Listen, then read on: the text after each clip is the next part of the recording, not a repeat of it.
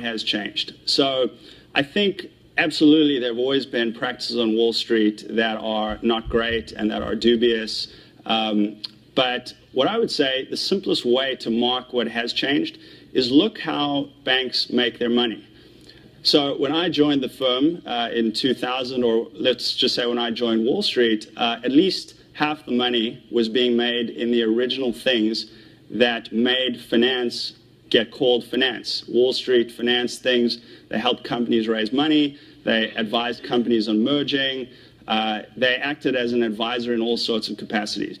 So when I joined, about 60% of Goldman Sachs' revenue was in the banking side of the business, where certainly there are always going to be conflicts, but there are less conflicts than in the trading side of the business. So fast forward to 2007, close to 80% of the money is being made in the trading business, which is a very marked change, which I don't think people can debate as being non-factual. But what that kind of revenue change does is it leads to behavioral changes and cultural changes. So what occurred that allowed this revenue shift to change? Three main things occurred right around the time when I was joining Wall Street. The first thing, in 1999, there was a thing called the Glass-Steagall Act, which separated commercial banks from investment banks. It was repealed. In 2000, there was a thing called the Commodity Futures Modernization Act, which essentially took complex securities called derivatives and deregulated them. So allowed the trading of derivatives to move off exchanges basically into the dark.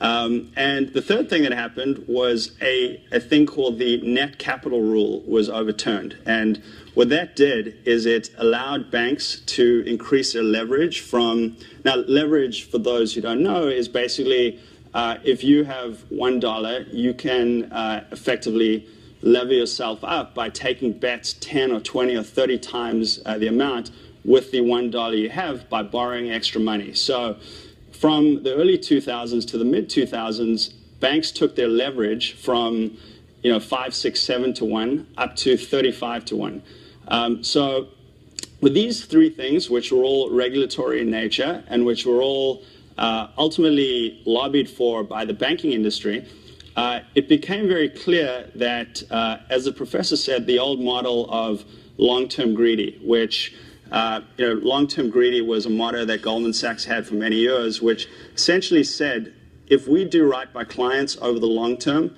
and maybe we turn away business in the short term that's going to affect our reputation, ultimately they'll keep coming back to us and we'll have a collaborative relationship where the client is a partner and they keep paying us and they keep doing business with us because they trust us.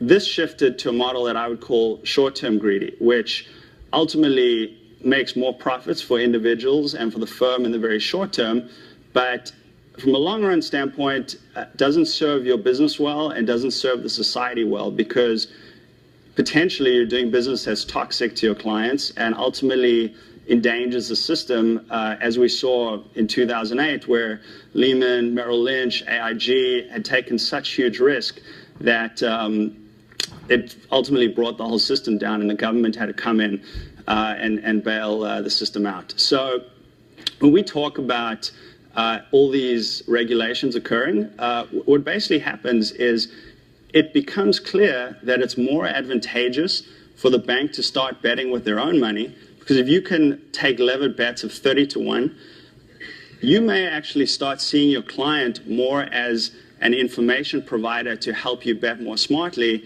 as opposed to seeing your client as a partner that you help make returns and earn money. And essentially, in the early to mid part of my career, I saw